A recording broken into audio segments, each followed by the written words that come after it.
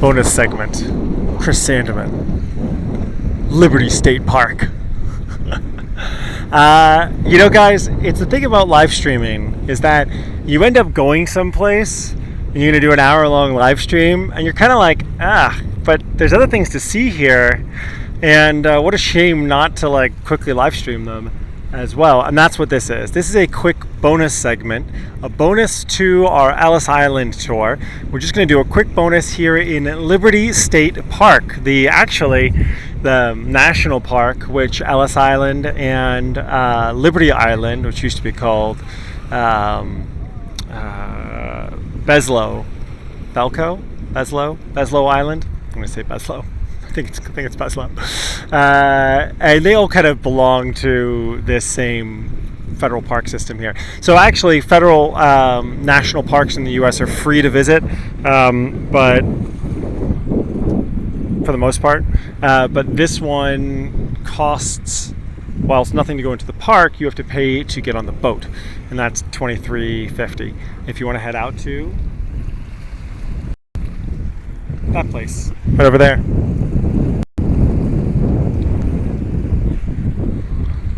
Bedlow. Thank you, Emmanuel. Bedlow. Oh, I was thinking, what did I say? Beslow? Belco? Not even close. I got the B and the E and an L. Anyway, we're not going out there. We've already been out there. This is what we're looking at right now. Emmanuel, thank you for the shout out, though. They're very helpful. And we're looking out towards Ellis Island. That Tilton and Boring architectural structure that replaced the original Ellis Island's Immigration Center, which burned down in 1897. It's not right either, is it? 1897. That's when it burned down. That's right, because the original one was built in 1890. And then burned down in 97, and then this one was built and opened up by 1900. So, hi Rebecca, hey Hale. A little bit of a double header. Had to do a quick add-on here as I'm exploring some new stuff myself, because we are not going back out to Ellis Island where we already were. Hi Mila, Carmona, good to see you again. We are instead going just really quickly to this train station right over here, because I've looked at it so many times. I've never actually been in it before, and I wanted to show it to you guys because as I just explored it, I was like, it's really cool. So let's go take a quick view of it and say goodbye to the harbor and goodbye to Ellis Island, goodbye to the old Immigration Center.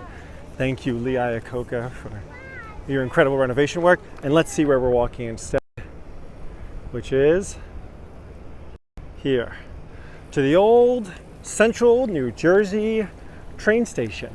And we talked about this just a little while ago while we were on Ellis Island.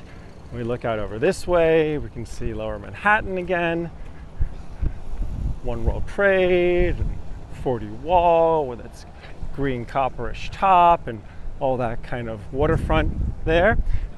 But we talked about this building specifically, this train station, because remember, 2/3 of the 12.5 million immigrants who pass through Ellis Island, 2/3 of them do not stay in New York. I mean, it's actually kind of amazing that a third of them do, but 2/3 of them will end up getting a train to someplace else. And this is the train station that after you'd be cleared from Ellis Island, you could get on a train. In fact, you might not even be allowed out of the Ellis Island Immigration Center if you didn't have a train ticket already to show that you were headed somewhere. So now this train station is decrepit, and I mean the structure up here is great. You can see that it's really actually weathering the test of time.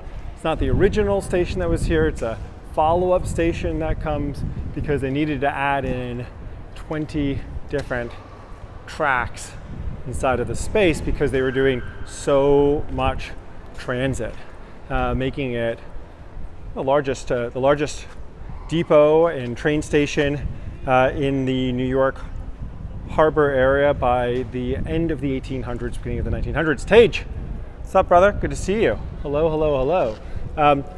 But you can see these train tracks here are overgrown and are a no-go now, of course. This train station has not been used for a long time, not since the 50s. And that is part of the general demise of train travel that we start to see by really the, decline starting at the end of the 20s with the Great Depression.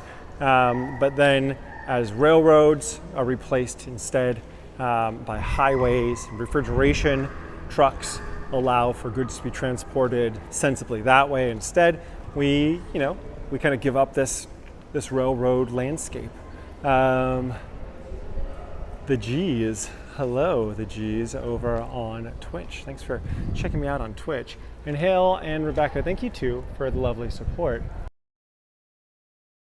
Old buildings like this, because when I was going to school in New Haven, I would often, and shout out to Hale, would often go and do a lot of photography in old abandoned industrial buildings around New Haven. And I found them to be like magically transportive of just a different world, a different kind of industrial fairy tale world. Tage writes, Chris, the video is paused now. I'm not getting any signals on my end, Tage. Usually I have like a little sign that says, Chris, you're screwed. It ain't working so well for you. But right now it's looking okay for me. This shows a little bit of the damage that we would have seen from Superstorm Sandy. Yeah, like this is part of the reason why we were doing that East River Park walk the other day, because next time we have a Superstorm Sandy, they want to make sure that it's not quite as damaging to Manhattan, Lower East Side, but what are you gonna do? Okay, Nikki confirming it's okay. Tage, it might just be your connection isn't so good right now. Hale, I would love for you to take your new camera to where we've been exploring today. And I'd love to come along and hide behind you while you're doing the creative element as well. So when we think about it, and we think about the 12.5 million or so people that came through Ellis Island, we have to remember that, like 2/3 of those people, so 8 million of them or so, would actually continue on from Ellis Island, barged back over to the mainland, right? Before they'd been over on, when they first docked, they would dock in the Hudson River on Manhattan Island, so it's not really mainland yet, but then they would, Hale writes, laugh out loud, I work solo.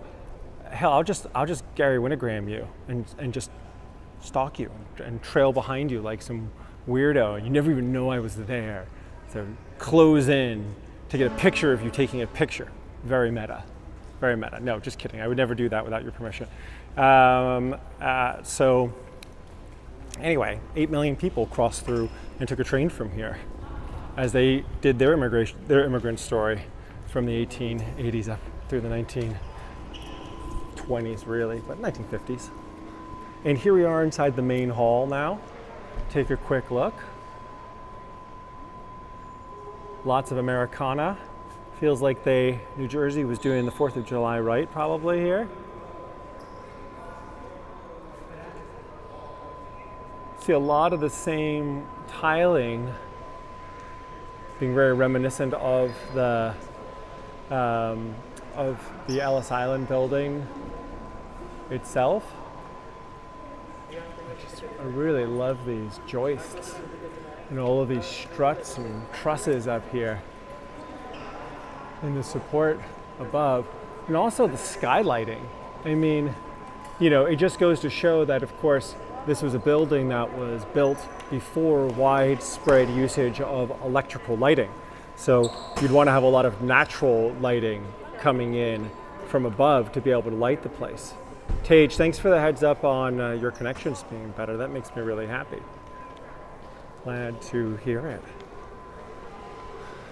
I just love walking through this space with you guys and thinking to myself, can we imagine that it's like 140 years ago right now? Because it wouldn't look too dissimilar. And the experience that an immigrant who's just come on a 2-week journey across the Atlantic and spent hours in line trying to continue their journey at Ellis Island will eventually make their way out of this building and onto one of those trains. And like their experience, this view that they've just had, actually I walked in here once before, my second view, maybe for many of you guys, your first view in this space, whether you're watching live with me right now or watching as a video later on. Hey Lourdes, welcome. That we can kind of imagine what their experience was like, because we're feeling that too, of course. The G's writes on Twitch, I love watching these tour streams. Your camera is so stable as well. Yeah, I'm using this DJI Osmo 3 gimbal, and the gimbal allows me to keep it, going pretty well. I don't want to take away all the credit from myself. There is a tendency among some people to move their camera too fast and then make a jerky experience. But as long as you keep it nice and slow and steady, you can really, again, those joists up there, you can really show people a lot. Love all the natural lighting. Love all the natural lighting. Yeah, Mark Tyler asks, so no trains go through here now? And no, they don't, Mark. This train station's been shut since I think the last train left here in like 60s, 64, 50s or 60s, and which is a big change from having gone from being such an important and massive shipping location and also commuter station, to be honest with you. So looking back out to Manhattan right now, and let's just spin around so we can see the front of this train station.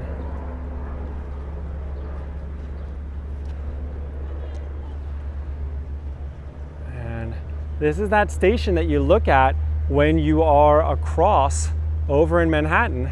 You're staring over to this train station, never really knowing what it is until, well, now you know. You know it was the train station in the old days that those immigrants would be able to head out from as they went to Chicago or down to Philadelphia or to wherever they were headed. Thank you guys for the comments on the cityscape and the views. Thank you, the G's, and thank you, Mila. And to answer your question, Tage, what is where were the immigrants coming from? From the 1840s, or say 1845 through 1855, you had a massive immigration wave of Irish immigrants who were coming because of a reaction to the potato famine in Ireland. And then after they come, you start to then pick up a lot of German immigrants. And Germany was having a series of wars and conflicts. Back before it was one united country, it was all these different, smaller countries and princedoms and kingdoms and such. And so you have a large German immigration that follows going into the kind of like, let's say, 70s. Yeah, actually, since 1848, really, German immigration starts to pick up, but then it really does keep on going, for a while after that. Then you get lots of Eastern European and Jewish immigration, like Ashkenazi immigration, because of pogroms in Russia and Poland, as Jews were being, anti-Semitically targeted by ruling powers in those places. I mean, anti-Semitism, let's be honest, anti-Semitism is not new. It's been around for a long time. Jews have been targeted for bad crops, or too much rain, too little rain, must be the Jews, check their heads for horns, and of course just ridiculous anti-Semitic propaganda. But they fled. Many of them end up coming here. I think we have a larger Jewish population in the US than Israel has. So there you go. How about that? I'll keep on showing you guys this direction for a second. I'm going to answer Mark Tyler's question. Chris, why did they shut down the station? Do you know why? And the answer is they just stopped needing it, Mark. By the 1950s, President Eisenhower had invested very heavily into the interstate highway system. And trucks were getting really good refrigeration units on them. You had these compressors that allowed you to refrigerate whole trucks, and you no longer needed kind of like the train to move frozen things any longer. And the train only kind of went certain ways, whereas the highways went everywhere. So you had a much larger option there, more variability in how you were to move goods. So really, trains start to die out as a major transportation option in the US because trucks and highways end up just out-competing them. That's kind of the thing. And Mark also asked, Chris, what about the PATH train? Don't they go to Hoboken train station? And the answer is yeah. The PATH train does go up to Hoboken. We're way south of that right now. We are south of Jersey City, and so we have to go up past Jersey City and up the Hudson River to get up to Hoboken. It's up that way, and we're down in Liberty State Park. If you were to go look at that, if you want to go check that out on your map, you can see that there. Mark also contributes, says, such a shame. What are they using it for? What are they using it for? Something maybe President Biden would fix it up. Thank you for showing us this. Well, very welcome to. Very happy to show it to you guys. There's one more thing that I want to show you guys around the corner, and then I'm gonna let you guys continue your Sundays. But there's one more thing I had to show. I think that unfortunately, to some extent, it's just like trains aren't. They're just not the most efficient way to move goods anymore. So I'm not sure if it really even makes sense for us to invest too much in building up our train infrastructure. We've touched on this before. I'm kind of a proponent of Tocqueville's, Alexander Tocqueville's idea that he expresses in Democracy in America, that maybe we should build a canal system all across the US and use the waterways that we have to move goods and a system of canals and locks to be able to shift things. And it would cost a lot to begin with, but after you'd built it, it would last an eternity. So could be extremely useful. Well, the thing that I want to show you guys over here is we look at what was a piece of the World Trade Center Twin Towers, is an art memorial here, or a monument, known as Empty Sky. And Empty Sky is New Jersey's official contribution to, the September 11th question.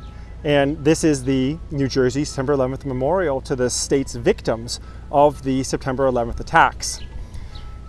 The designers are Jessica Jamroz and Frederick Schwartz, and it was dedicated on September 10th, 2011, a day before the 10th anniversary of the attacks. And the idea behind it, Empty Sky, is trying to remember the presence of absence, right? When you take something away, it's very easy to forget that it existed because it's not there anymore. We can't see it any longer. But if you create a space which frames the emptiness that suggests something should be there, something was there and it's no longer there, then, well, you've kind of created the presence of absence, if that makes sense. Anyway, Empty Sky is speaking specifically to what we are looking at between these two concrete block-built monoliths that extend around us, clad with I guess this is some sort of steel or sterling silver or sterling steel.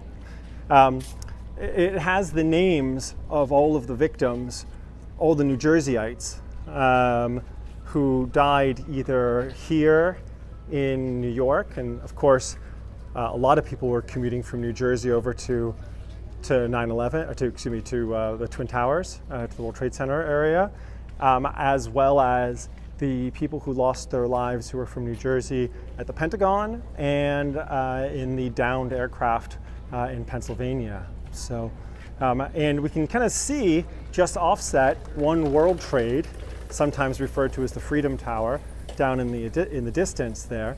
But you know, it's just offset from where the Twin Towers would have been, which would have been directly in front of us. So yeah, I walked through here before and I really wanted to show it to you guys because it is really quite moving.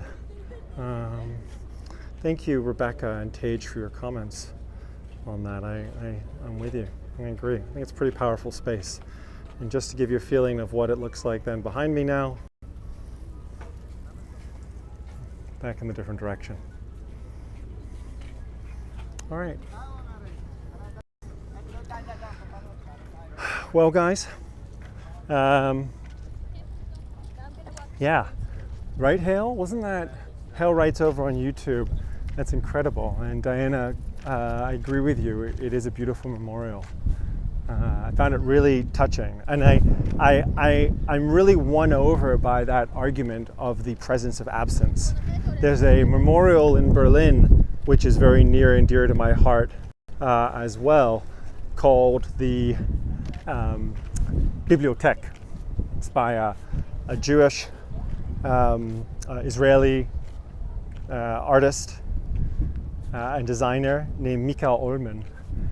And what the memorial is basically our bookshelves directly under the ground in a cutout cube below the ground. There's this empty space, and the bookshelves lining the space, empty themselves, speak to the fact that that square, Babelplatz, was the site of the 1933 book burnings that took place in Berlin, where the Nazis and their disciples went to the neighboring universities and private libraries and pulled off the shelves all the books by anyone that they were against. But, you know, by and large Jewish authors. But, you know, of course, communists and socialists and Democrats and anyone that wasn't for the Nazis, basically, which is a lot of people.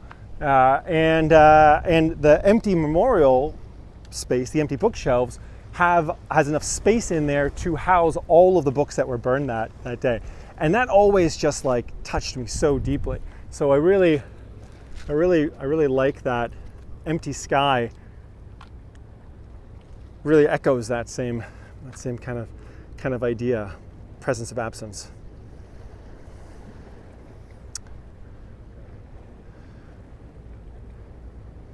Okay.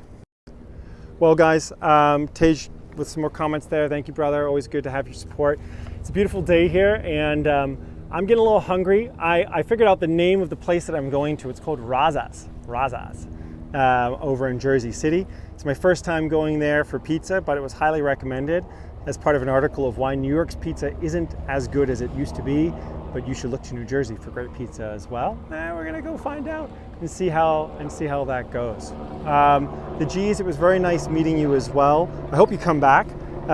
You can always find us, find me here on my Twitch channel, but you can also join us, the G's, over on our YouTube channel if you want to type in Sandemans, Sandemans, on YouTube, and subscribe and follow us there. It's not just me that's doing these live streams, it's some of our other my colleagues and other guides out there as well. So by all means, feel free to check that out. Rebecca, the pizza place called Razas in Jersey City. Diana, I couldn't agree with you more. The skyline will never be the same. It's so weird, actually, like watching old movies and then seeing the Twin Towers in it. It's always like a little upsetting. Nikki, thank you for the support for my pizza. Hail, you and me both. We're both starving. I'm with you. Let's go eat. And Michaela, einen wunderschönen guten Abend wünsche ich dir. Ich hoffe, dass alles ist gut bei dir. Und du, ich meine, es tut mir aber so leid für diese Katastrophe in Deutschland, in Niederlanden, in Belgien im Moment. Es tut mein Herz wirklich weh. Ja, ich bin oft mal über diese Ecke gereist und das ist wirklich scheiße. Das ist schade. Ich meine, ich habe keine wirkliche Werten dafür. Aber to Michaela, good to see you. Nikki, goodbye. Hail. let's get some food. And Tage, warm Canadian wishes back to you, brother. All right, guys. Well, I'm going to get out of here. I'm going to let you continue. Thanks for this little bonus pop-up. Make sure to, on YouTube, give me the thumbs up. Go ahead and share a comment in there. Always helps. And Emmanuel, thank you, man. We still got to meet up. I'm in New York right now, so if you're around, Emmanuel, then let us grab a Bierchen sometime. And I can thank you as well for your reminder about island name, what Liberty Island used to be called. I appreciate that. Yeah, of course, Michaela. It goes without saying. So, all right, Emmanuel, I'm going to reach out to you on DM. I'm going to say goodbye to everyone now, rather than having them listen to my DM conversation back and forth. And I will leave you bedlow. That's right. And I'll leave you guys with this beautiful day here in New York. I mean, in New Jersey, but it's still New York Harbor. As we look out, we can just say goodbye to the to the Hudson River and Lower Manhattan, and hello to Jersey City, and to pizza time. All right. Oh, Sabrina Say, yeah, thank you. Didn't hear you. You were quiet before over there, Sabrina Say. Thanks for joining. Appreciate it. On the way out. Mila, thanks for giving Michaela best wishes from Spain over on YouTube. I think that's really awesome. It's a good community. So, Tage, I hope you enjoyed the noon tour, and I'm gonna let you guys go. My arm's getting tired. Time to put down the gimbal. Mwah. Ciao for now.